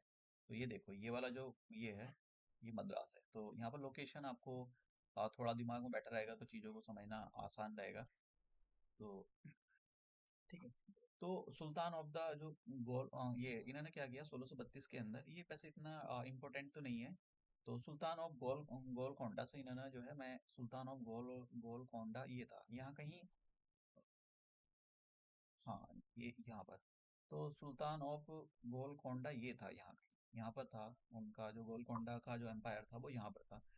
तो इन्होंने जो है सुल्तान ऑफ द गोलकोंडा जो था उस जो है एक फरमान ले लिया। इसको गोल्डन फरमान बोला जाता है। फरमान क्या होता है कि वो एक राजा ऐसा कागज पर लिख कर दे देगा, भाई ये ठीक है, जो है वो ट्रेड वगैरह कर सकते हैं। तो इन्होंने इसको एक, इन्होंने मतलब जो राजा था गोलकोंडा का सुल्तान जो था, उसने एक फरमान जारी कर दिया। ठीक है, एक लिखा हुआ कागज का टुकड़ा होता था कि ठीक है, जो इंग्लिश है, और ऐसा नहीं कि किसी को भी राजा फरमान जारी कर देता है। उन्होंने बोला कि भाई आपको 500 पगोड़ा देने पड़ेंगे, पगोडास देने पड़ेंगे, ये उनका पेमेंट होता था कि एनुअली आप तभी ट्रेड कर सकते हो। ठीक है, तभी वहाँ पर मतलब एक इनपुट बोला गया था कि भाई आप ट्रेड कर सकते हो यहाँ पर, और फैक्ट्री भी बना सकते हो, छोटा मोटा आप बाड़ा कर सकते हो वहाँ पर, फेंसिंग कर सकते हो, फैक्ट्री बना सकते हो वहाँ पर। तो उसके लिए आपको लेकिन 500 पगोडास देने पड़ेंगे हर साल। तो इन्होंने ये ले लिया। अब मैं आपको ये बताना चाहता हूँ कि कैसे अंग्रेज जो थे अपने पाँव पसार रहे थे। ठीक है, अब ये कहाँ गए, ईस्टर्न कोस्ट में आ गए। हाँ, 1639 के अंदर फ्रांसिस डे, ये याद ना, फ्रांसिस डे के बारे में आपको इसके बारे में पता नहीं। फ्रांसिस डे ने क्या किया, राजा ऑफ द चंद्रगिरी का जो राजा था, वो उससे मद्रास लीज पे ले लिया। समझ रहा हूँ, मद्रास जो है लीज पे ले लिया। आपको मैं दिखाता हूँ, ये ये यहाँ पर चंद्रगिरी का जो राजा था, उससे मद्रास लीज पे ले लिया, किराए पे ले लिया, कि भाई हमको किराए पे दे दो। अब ये जो आप आज का मद्रास देखते हो वो चेन्नई है। तो वो ऐसा नहीं था जैसा आज आप देखते हो, वो तो उस टाइम वैसी था, बस जमीन खाली पड़ी थी, इतना कुछ डेवलपमेंट है नहीं था। तो इन्होंने वहाँ पर जो है उसको धीरे धीरे बसाया, और वहाँ पर ट्रेड डेवलप किया है इन्होंने। एक वहाँ पर एक और यहाँ पर याद रखना कि उस मद्रास को फोर्टिफाई किया। फोर्टिफाई करने का मतलब यही होता है, जैसे मैं बार बार बोलता हूँ, फेंसिंग कर देना। तो और अच्छी अच्छी इन्होंने, और जो भी गोडाउन टाइप का एक बना देना, कि अपना जो भी माल आएगा उसको यहाँ रखेंगे और फिर उसको एक्सपोर्ट या जो भी है इंपोर्ट कर दिया जाएगा। तो अब इन्होंने धीरे धीरे वहां पर उसको बड़ा सा कर दिया, और उन्होंने उसके चारों तरफ उन्होंने एक बहुत बड़ा जो फोर्ट बनाया था, फोर्ट सेंट जॉर्ज। तो याद रखना इसका बाद में जो नाम था, फोर्ट फोर्ट सेंट जॉर्ज। तो आपसे पूछा जाता है, क्वेश्चन यूपीएससी के अंदर ही पूछा गया था कि जो ये फोर्ट सेंट जॉर्ज कहाँ पर बना है, मद्रास के अंदर बनाया है, कब बना था, ये भी पूछा जा सकता है। ठीक है, ये काफी इंपॉर्टेंट है। अब एक ऐसा क्वेश्चन पूछा जाता है कि भाई जो मद्रास है, आज का चेन्नई है, उसको किसने बसाया था। ठीक है, this is the very important question. Francis day is the founder of the Madras city. तो मद्रास सिटी जो आप आज देखते हो, और उसको अब वो चेन्नई बोला जाता है, वो किसने बसाई थी, फ्रांसिस ने बसाई थी। ठीक है, डेट बहुत कम इंपॉर्टेंट है, लेकिन आपको पता होना चाहिए भैया इसके बारे में, ये बहुत इंपॉर्टेंट क्वेश्चन है। तो आप यहाँ देख सकते हो, ये मद्रास है। अब बंगाल के बारे में बात करते हैं। देखो, अब बंगाल के अंदर कैसे इन्होंने अपने पाँव पसारने शुरू करे, उसके बारे में देखते हैं। सबसे पहले इन्होंने जो अपनी फैक्ट्री बनाई, वो हुगली के अंदर पहली फैक्ट्री बनाई। तो आपसे पूछा जाए अगर क्वेश्चन कि जो ये ईस्ट इंडिया कंपनी थी, ईस्ट इंडिया कंपनी ना पहली फैक्ट्री बंगाल के अंदर उसकी कहाँ पर स्टैब्लिश हुई थी, दैट इज द हुगली। तो मैं आपको मैप दिखाता हूँ, यहाँ पर ये हुगली हुगली रिवर यहाँ पर फ्लो करती है, तो हुगली पर इन्होंने पहली फैक्ट्री बनाई। और ये कब बनाई थी, 1651 के अंदर। आप समझ रहे हो, 1651 के अंदर। फिर 1690 के अंदर जॉब चारनूक, ये नाम आपको पता होना चाहिए। ठीक है, जॉब चारनूक जो जॉब चारनूक थे, इन्होंने 3 विलेज, एक तो सूता नदी, ठीक है, सूता नदी, हाँ सूता नदी था एक, चलो ठीक है वो बाद में बात करेंगे हम यहाँ पर। तो इन्होंने ये जो था सूता नदी, दिखा देता हूँ मैं यहाँ पर, शायद इसमें मैंने मैप में इंक्लूड नहीं किया। हाँ, यहाँ पर मैंने इंक्लूड नहीं किया मैप। ठीक है, तो ये जो 1619 डे ने जॉब चार्नूक ने एक फैक्ट्री बनाई, कहाँ पर, सूता नदी में एक फैक्ट्री बनाई। और ये जो फैक्ट्री है बाद में इतनी इसको अच्छे से फोर्टिफाइड करके फोर्ट विलियम एक फोर्ट बनाया गया वहाँ पर, ठीक है, उसको काफ़ी बड़ा फोर्ट बनाया गया था, फोर्ट विलियम इसका नाम रखा गया था 1700 के अंदर। तो आपसे पूछा जाता है कि ये जो है फोर्ट विलियम है, ये फोर्ट विलियम किसने बनाया था, ठीक है, जॉब चार्नो। ये बहुत इंपॉर्टेंट क्वेश्चन पूछा गया है। अब देखिए, देखो हुआ क्या है, 8 साल के बाद में इन्होंने जो बंगाल का सूबेदार था, बंगाल का सूबेदार, ठीक है, ये पोस्ट के बारे में हम बात नहीं कर रहे हैं, तो इन्होंने यहाँ से बंगाल के सूबेदार से सुल्तानती, कालीकाटा, ये कालीकाटा एंड गोविंदपुर, इन तीन विलेज के जो है जो जमींदारी राइट हासिल कर लिए। तो जमींदारी राइट हासिल करने का मतलब ये, लेकिन पैसे देंगे ये, ऐसा नहीं कि भाई, मतलब वो वहां से जो रेवेन्यू को कलेक्ट करना है, उनके राइट इन्होंने ले लिए, ठीक है। कब किए थे? अब ये सिटी वैसे कहाँ है, सुल्तानती, और फिर उसके बाद में देखो, आप यहाँ देखो, सुल्तानती, सूता नदी में इन्होंने क्या किया था, सूता नदी में वहां पर फोर्ट विलियम बड़ा सा फोर्ट बनाया, जिसका नाम तो इन्होंने फोर्ट विलियम रखा था 1700 में। और जॉब चार्नूक ने इसका जो है इस्टेब्लिशमेंट किया था। तो ये बात आपको याद रखनी चाहिए। ऐसा क्वेश्चन भी पूछा जाता है, Job Charnock is the founder of the Kolkata, ये बिल्कुल सही बात है, स्टेटमेंट बिल्कुल ठीक है, तो ये आपको पता होना चाहिए।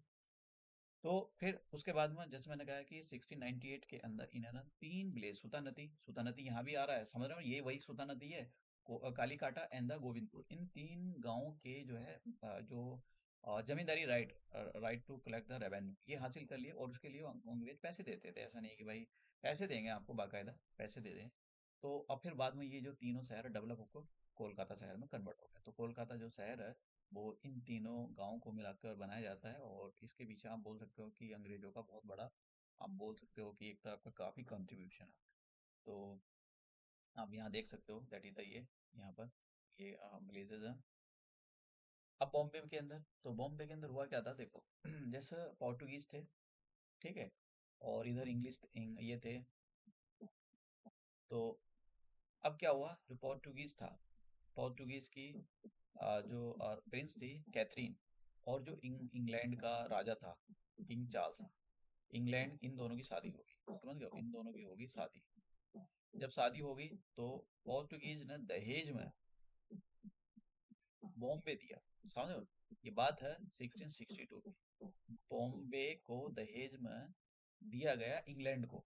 तो अब इनके अंदर भी लड़ाई होती थी, पोर्टुगीज और इंग्लिश के अंदर। ये जो इंग्लैंड के लोग थे, ग्रेट ब्रिटेन के जो लोग थे, आपस में लड़ते झगड़ते रहते थे।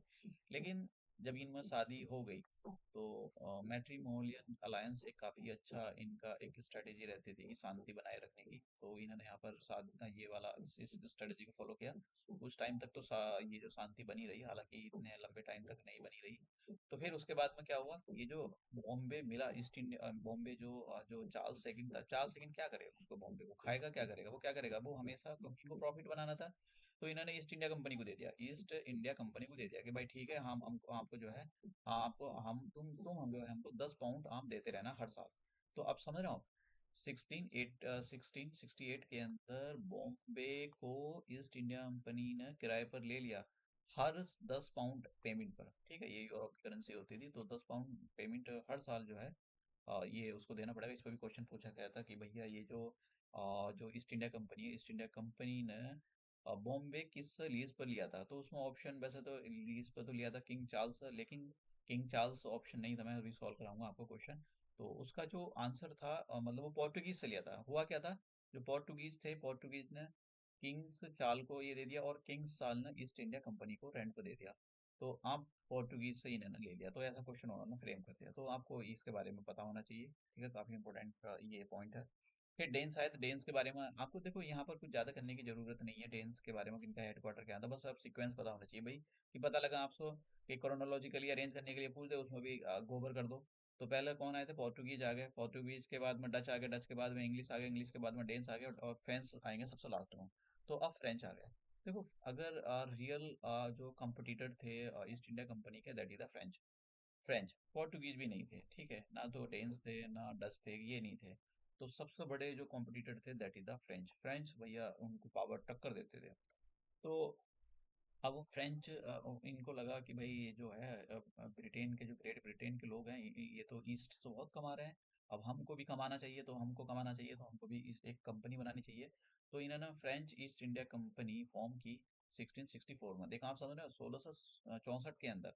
अब देखो, अंग्रेज तो इंडिया के अंदर 1608 के अंदर आ चुके थे, मतलब आप बोलो चलो 1608 ही मान लो। अब ये कब आ रहे हैं, जो इन्होंने अपनी कंपनी जो है कब फॉर्म करी है, 1664 के अंदर, ठीक है, फ्रेंच वालों ने।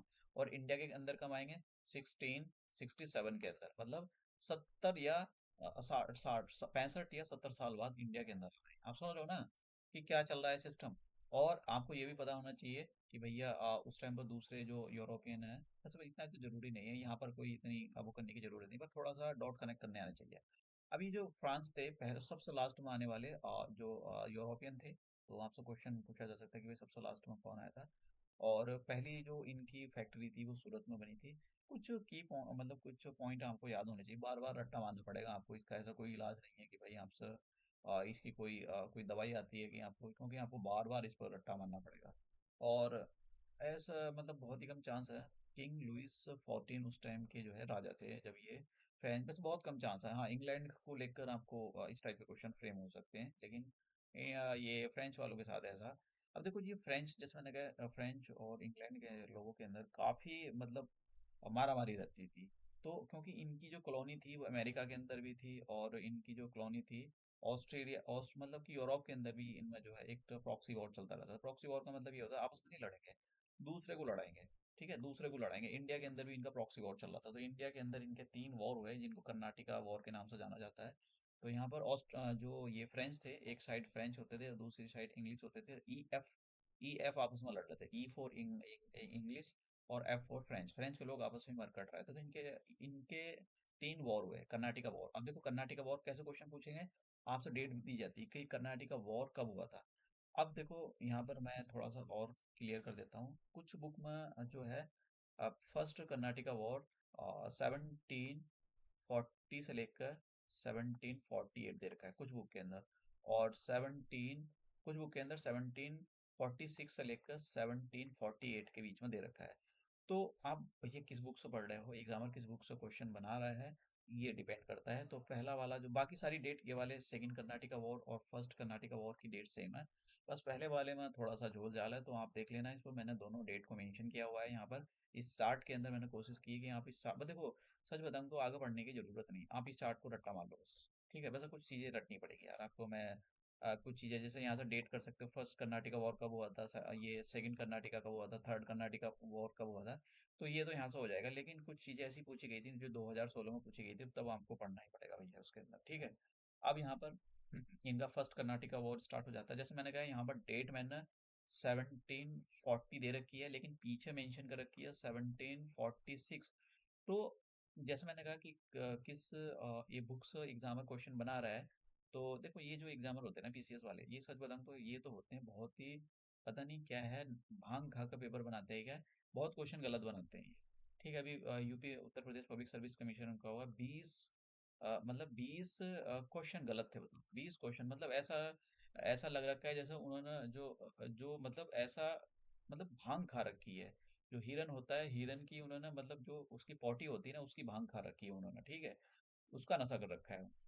तो मतलब इतना भी क्वेश्चन, चलो ठीक है, 2-3 क्वेश्चन गलत है, 4 हो जाए। अब इनको मतलब ये बोलते हैं, इनका कहना है अगर इनसे पूछो तुम इनको कोर्ट में घसीटो, ठीक है, तो ये बड़े लॉजिकल आर्गुमेंट देते हैं। लॉजिकल आर्गुमेंट कैसे देंगे, देखो हमारे पास एक्सपर्ट होते हैं। अब इन तुम्हारे एक्सपर्ट क्या मतलब, क्या भांग क्या नशा या नशेड़ी बसाड़ी होते हैं क्या ये तुम्हारे एक्सपर्ट जो इतने क्वेश्चन पेपर गलत बनाते हैं। पता नहीं कहाँ से ये पेपर बनाते हैं, इंटरनेट से बनाते हैं, कहाँ से बनाते हैं, इनका बुक सिस्टम अलग ही चल रहा होता है। 20 क्वेश्चन बहुत बड़े मायने रखते हैं। उत्तर प्रदेश के अंदर देखिए 20 क्वेश्चन गलत हो गए, तो आप समझ रहे हो ना कितना बड़ा लॉस हो गया। 150 क्वेश्चन आते हैं, 20 क्वेश्चन आपके गलत हो गए, तो 20 क्वेश्चन गलत, 130 का बचा। क्या मतलब क्या कहना चाहते हैं समझ में नहीं आता। तो ये बड़ी समस्या है, यहाँ पर इनको ध्यान देना चाहिए।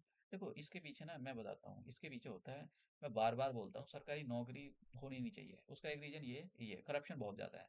तो मोदी सरकार पावर में है, तो उसका एक रीजन वो धीरे धीरे सरकारी नौकरी खत्म कर रही है, लेकिन प्राइवेट नौकरी लानी चाहिए, लेकिन आ नहीं रही है।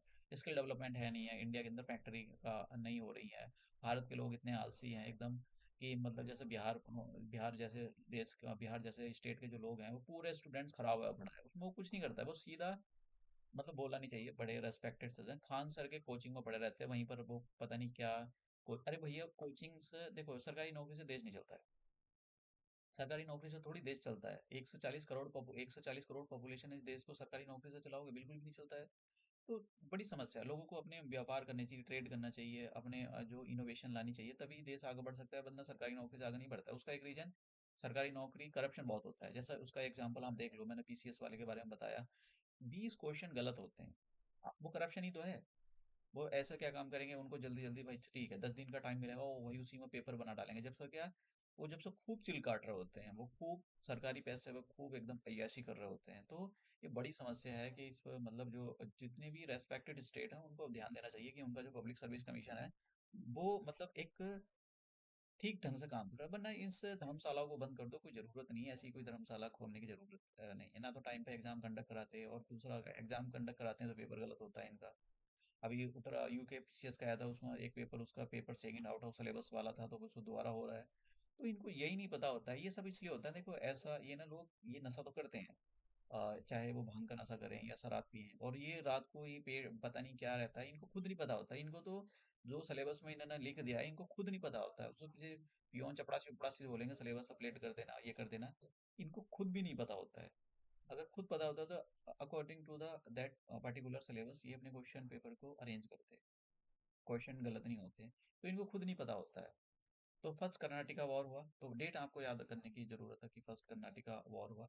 और फर्स्ट कर्नाटका वॉर के अंदर वैसे तो इसके अंदर जो फ्रांस है, फ्रांस ने क्या किया, मद्रास मद्रास उस टाइम जो अंग्रेज थे, अंग्रेजों का तो होता था, और मैंने आपको पीछे बताया, तो उस पर कब्जा कर लिया मद्रास को। और मद्रास जो है काफ़ी इम्पोर्टेंट पोर्ट था अंग्रेजों का, और उसको खो नहीं सकते। तो फिर उसके बाद में एक ट्रीटी होती है, तो ये जो है ट्रीटी, इसके ट्रीटी के बारे में याद रखना, ट्रीटी ऑफ द एक्सला चैपले। ये कहाँ पर हुई थी? ये हुई थी स्पेन के अंदर हुई थी। ठीक है, तो ये ट्रीटी हुई। ट्रीटी के बाद में क्या हुआ, ट्रीटी के बाद में क्या हुआ, जो ये जो था मद्रास था, मद्रास पोर्टुगीज ने, क्योंकि पोर्टुगीज ने फर्स्ट कर्नाटका वॉर के अंदर उस पर कब्जा कर लिया था, उसको अंग्रेजों को वापसी दे दिया गया। और जो ये जो ये सॉरी, ये पोर्टुगीज मैंने गलत बोल दिया यहाँ पर, फ्रेंच फ्रेंच फ्रेंच ने जो है अंग्रेजों का जो मद्रास था वो उनको वापसी दे दिया। और बदले में अंग्रेजों ने इनकी कुछ कॉलोनीज थी वहाँ पर अमेरिका के अंदर, वो इनको वापसी कर दी गई। तो वो इतना डेप्थ में जाने की ज़रूरत नहीं है आपको। बस ये पता होना चाहिए कि वह जो फर्स्ट कर्नाटका वॉर कैसे एंड हुआ था। उसके बाद में ट्रीटी हुई थी, ट्रीटी ऑफ द एक्स ला चैपले। ठीक है, इस ट्रीटी के बाद में ये फर्स्ट कर्नाटका वॉर खत्म हो गया था। तो ये याद रखना। दूसरी बात, एक और याद रखना, डुप्लेक्स का बड़ा नाम आता है, जो फर्स्ट कर्नाटका वॉर में पार्टिसिपेट कर रहे थे, डुप्लेक्स थे। ठीक है, इनका नाम याद आता है, ये बहुत इंपॉर्टेंट है। दूसरे कर्नाटका वॉर में भी डुप्लेक्स था, तो इसके बारे में पता होना चाहिए। ठीक है, दूसरा देखो, कर्नाटका रीजन दिखा देता हूँ मैं आपको। कर्नाटका रीजन मैं यहाँ पर भूल गया, ये जो आप देख रहे हो ना, ये वाला जो रीजन है that is the Karnataka reason. ठीक है, ये जो जितना भी रीजन आता है ये कर्नाटका रीजन आता है, इसके अंदर ये पूरा पोर्शन। तो यहाँ पर ही कर्नाटका रीजन, ये इसी में ही जो है इनका कर्नाटका में हुए थे, तो यहीं पर इनके इसलिए कर्नाटका वॉर बोला जाता है। यहाँ पर अच्छे से देख सकते हो, मैंने मैग्नीफाई करके दिया है। अब दूसरा जो वॉर होता है, दूसरा वॉर देखो, जैसे मैंने कहा ये फ्रांस वाले थे और इंग्लिश वाले, इंग्लैंड वाले थे। ये एक्चुअली इनका जो वॉर था that is the proxy war. India के अंदर वॉर तो इनका यूरोप के अंदर चल रहा था, लेकिन इंडिया के अंदर आकर भड़ास उतारते थे। तो ये एक राजा को दूसरे राजा के खिलाफ कर देते थे। जैसे डुप्लेक्स था, डुप्लेक्स ने काफ़ी इंटरनल अफेयर में ज़्यादा जो है झोल झाल करा था। जैसे यहाँ पर सबसे ज़्यादा यहाँ देखने के लिए मिलता है। तो जो सबसे पहले जो इंटरनल अफेयर्स होते थे उसमें जो इंटरफेयर करते थे वो डुप्लेक्स था। तो डुप्लेक्स ने ही शुरुआत करी थी कि ये जो ये मैंने यहाँ पर, ये थर्ड नहीं है, ये वाला, ठीक है, ये गलत है, सेकंड वाला, ये सेकंड सेकंड है ये, तो थर्ड नहीं है। तो कर्नाटका वॉर, अब जैसे कि यहाँ पर कर्नाटका वॉर था, ये सॉरी, तो हैदराबाद के अंदर निजाम उल उल की मौत हो गई थी, क्योंकि Nizam ul is the founder of the Hyderabad. उसकी मौत होगी तो उसके बाद उसका जो सक्सेसर थे उनको बैठाना था गद्दी पर। कर्नाटक के अंदर भी यही हुआ था। तो कर्नाटक के अंदर भी एक उनको बैठाना था किसी को गद्दी पर। अब हो क्या रहा था, एक साइड से तो इंग्लिश वाले सपोर्ट कर रहे थे अपने पपेट को, दूसरी साइड से फ्रेंच वाले अपने पपेट को सपोर्ट कर रहे थे। यहाँ भी यही हो रहा था। एक साइड से हैदराबाद के अंदर इंग्लिश, जो इंग्लैंड थे, इंग्लैंड के लोग सपोर्ट कर रहे थे कि हम अपने पपेट को बैठाएंगे, हमने कठपुतली को राजा बनाएंगे, और दूसरे वाले फ्रांस। तो इसी चीज को लेकर इनका जो है सेकंड कर्नाटका वॉर हुआ था। नाम याद करने की जरूरत नहीं किसको बताना चाहते थे। और ये जो वॉर एंड हुआ, that is the end Puducherry, treaty of the Puducherry हुई 1755 के अंदर। ट्रीटी ऑफ पुडुचेरी हुई थी। ये थर्ड जो लिख दिया मैंने यहाँ पर, गलती है, मैं इसको ठीक कर दूंगा। तो ये आपको याद रखने की जरूरत है। इसमें भी डुप्लेक्स ने उंगली कर दी थी, ठीक है, डुप्लेक्स था भैया स्टैंप जो है फ्रेंच की साइड से। अब बात करते हैं थर्ड कर्नाटका वॉर, इसके बाद हम एंड कर देंगे ये। और देखो मैं आपको पिछले साल का क्वेश्चन सॉल्व कराऊंगा कि कैसा जो क्वेश्चन पूछा गया। थर्ड कर्नाटका वॉर 1758 से स्टार्ट हुआ था और 1763 में खत्म हुआ था। This war ended with the treaty of the Paris. Paris के अंदर एक ट्रीटी हुई थी, उसके साथ में ये जो है जो वॉर खत्म हुआ। अब इसके अंदर देखो, जो फ्रेंच थे, फ्रेंच की साइड से काउंट डी लेली इनका नाम पूछा गया था। काउंट डी लेली आर्मी को लीड कर रहे थे। और जो इंग्लिश थे, इंग्लिश में तो करने की जरूरत नहीं है। अब जैसा कि ये जो वॉर होते थे, ऐसा नहीं होगी कि रोज मारामारी कर रहे हैं, रोज मारामारी कर रहे हैं, ऐसा नहीं होता था। ये वॉर कहीं कहीं फ्रंट पर लड़े जाते थे। ठीक है, जैसे कि एक इसमें सबसे इम्पोर्टेंट जो वॉर था, that is the battle of the Wandiwash. Wandiwash मैं आपको दिखा देता हूँ, मैंने इसका मैप तो लिया है। हाँ देखो, ये मद्रास हो गया, ये वाला इतना जो रीजन है, ये कर्नाटका वाला जो रीजन है। तो थर्ड जो यहाँ पर आप देख रहे हो ना, that is the battle of the ये बंडीवास। तो बंडीवास में यहाँ पर ये जो देख रहे हो ना, बंडीवास के अंदर जो इनका थर्ड कर्नाटका बैटल हुआ था। तो बंडीवास के अंदर, तो इसके अंदर जैसे मैंने कहा कि एक साइड से जो है जो फ्रेंच थे, फ्रेंच को लीड कर रहे थे, फ्रेंच आर्मी को जो लीड कर रहे थे, थॉमस अर्थर डी लेली। यही है, काउंट डी लेली, काउंट थॉमस, इनका नाम अर्थर डी लेली। तो क्वेश्चन के अंदर डी लेली ही आया था, जो क्वेश्चन पूछा गया था 2016 के अंदर। और जो इंग्लिश थे, इंग्लिश को लीड कर रहे थे जनरल अय्यर कूट। तो जनरल अय्यर कूट ने इनको जो है डिफीट किया इस बैटल ऑफ बंडी वॉर्स के अंदर। तो आपसे ये भी क्वेश्चन पूछा सकता है, battle of the Wandiwash के अंदर फ्रेंच की हार हुई थी या जीत हुई थी, इंग्लिश की जो इंग्लैंड था, इंग्लैंड की हार हुई थी या जीत हुई थी। और इस थर्ड कर्नाटका वॉर को कैसे एंड किया गया, ठीक है, कैसे एंड करने का मतलब किसी ट्रीटी के साथ ही एंड होगा। इनकी बड़ी अच्छी थी, लड़ेंगे मारेंगे मोरेंगे फिर टेबल पर आ जाएंगे। तो सबसे अच्छी बात है, टेबल पे आ जाओ शुरू में, भैया लड़ाई मत करो, ठीक है। तो ये इनके कुछ मतलब पैंतरे थे कि किस टाइप से ये इंडिया पर कब्जा करना चाहते थे। यहाँ पर जो मैंने मैप दिया है, कोशिश की है कि आप इस मैप के थ्रू सारी चीज़ों को समझने की कोशिश करो। और ज़्यादा यहाँ पर डेप्थ में जाने की ज़रूरत नहीं है। और अब मैं पिछले साल के आपको क्वेश्चन सॉल्व कराता हूँ कि पिछले साल के जो क्वेश्चन थे वो किस टाइप के क्वेश्चन पूछे गए थे। इससे एक आपको आइडिया हो कि कितने डेप्थ में आपको क्वेश्चन मतलब पढ़ना है आपको। तो पहला वाला क्वेश्चन जो पूछा गया था, who were the first Europeans to set up sea trade centre in India. तो of course answer will be Portuguese. दूसरा, हु फाउंडेड द कलकत्ता। अब बताइए, जॉब चार्नो जॉब चार्नो क्या होगा, Warren Hastings, Vasco da Gama. और सही answer मैंने आपको बता दिया है, जॉब चार्नो। मैंने बताया था सुल्तानती गोविंदपुर। तो इनके इन्होंने जो जमींदारी राइट हासिल कर लिए थे, ठीक है। तो और फिर बाद में वो कोलकाता शहर में कन्वर्ट हो गए थे, ठीक है। कालीकाटा, गोविंदपुर हो गया, सुल्तानती हो गया और कालीकाटा, तो बाद में ये शहर जो है इसमें कन्वर्ट हो गए थे और कोलकाता शहर में कन्वर्ट हो गए थे। तो उसके जो फाउंडर बोले जाते हैं, that is the founded by the Job Charnock, की काफी इंपॉर्टेंट क्वेश्चन है। दूसरा, Bombay was taken over by the English East India Company from. तो ईस्ट इंडिया कंपनी ने जो बॉम्बे लिया था, वो किंग से लिया था, इंग्लैंड के। लेकिन यहाँ पर इंग्लैंड का किंग तो दे नहीं रखा, तो और इंग्लैंड के किंग ने लिया था, पोर्टुगीज उसको दहेज में मिला था। तो आंसर कौन सा हो जाएगा यहाँ पर, ये। तो ये मतलब क्वेश्चन आपको पता होना चाहिए कि इस टाइप के क्वेश्चन पूछा जाता है। अब देखो 2016 में क्वेश्चन पूछा गया था, which one of the following is the connected with blue water policy. तो मैंने आपको डी अल्मेडा बताया था, डी अल्मेडा ने कैसे जो है जो इंडियन ओशियन पर कब्जा करने के लिए बोला था। तो आंसर हो जाएगा डी अल्मेडा। दूसरा, name the French commander who was defeated in the battle of the Wandiwash in 1760। तो काउंट लेली को भैया मुंह की खानी पड़ी थी यहाँ पर। तो फ्रेंच की हार हुई थी, फ्रेंच अंडर द काउंट लेली। और अय्यर कोर्ट जो है उसको लीड कर रहे वो जो है इंग्लिश आर्मी को लीड कर रहे थे। तो ये मैंने आपको एक ये क्वेश्चन थोड़े से प्रैक्टिस नहीं, प्रैक्टिस वाले क्वेश्चन नहीं है। हाँ, प्रैक्टिस वाला क्वेश्चन है ये। ठीक है, प्रैक्टिस वाला क्वेश्चन है ये वाला। Who among the following European were the last to come to India as a trader. तो फ्रेंच सबसे लास्ट में आए थे, तो आंसर कौन सा हो जाएगा? फ्रेंच हो जाएगा। Sir William Hawkins belong to the, अब बताइए, पोर्टुगल को बिलोंग करते थे, या फिर स्पेन, इंग्लैंड इंग्लैंड को बिलोंग करते थे। और सर हॉकिंग कब आए थे? अराउंड सिक्स बार बार 19 लिखा जाता है, 1608 को तो इन्हें ना वो सूरत में अपना पैर रखा था। और 1609 में जहांगीर के कोर्ट में चले गए परमिशन लेने के लिए, भैया हमको परमिशन दे दो। तो आंसर क्या है? आंसर हो जाएगा तो थॉमस रॉय के भी बारे में पूछा जा सकता है। नेक्स्ट क्वेश्चन है, which of the following, practice question काफी इंपॉर्टेंट क्वेश्चन है। Which the following European powers enter into Indian trade at one time और ये तो सबसे पहले आपको बताना है कि इंडिया के अंदर क्रोनोलॉजिकली आपको अरेंज करना है।